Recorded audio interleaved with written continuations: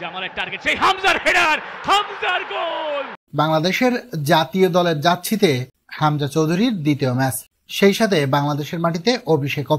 ঘরের মাঠে হামজার খেলা দেখতে আসা দর্শকদের শুরুতেই উদযাপনে মাতিয়ে রাখেন তিনি। ম্যাচের ঠিক 3 মিনিটের মধ্যে দলকে 1-0 গোলে এগিয়ে নিয়ে যান হামজা চৌধুরী। ম্যাচের শুরু থেকেই সুযোগ তৈরি করতে থাকে বাংলাদেশ দল, যেখানে প্রথমেই কর্নার কিক পায়। শট নেন জামাল ভুঁইয়া, বক্সের ঠিক মাঝ বরাবর থেকে নিখুঁত এক হেড, গোল করলেন হামজা চৌধুরী।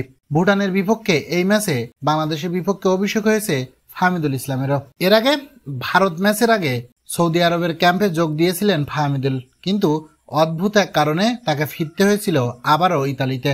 তবে হামজা চৌধুরী ছিলেন দুর্দান্ত, এ যেন গোল করতে মরিয়া হয়ে ওঠার চেষ্টা।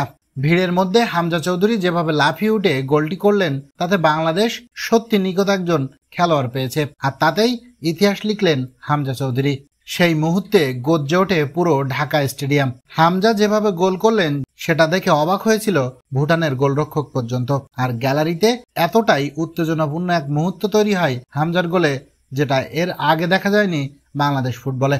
এরপর দ্বিতীয় অর্ধ খেলতে নেমে সোহেল রানার গোলে ব্যবধান বাড়ায় বাংলাদেশ, আর তাতেই আন্তর্জাতিক প্রীতি ম্যাচে ভুটানের বিপক্ষে 2-0 গোলে এগিয়ে যায় বাংলাদেশ। শেষ পর্যন্ত দারুণ এক জয় নিয়ে মাঠ ছাড়ে তারা।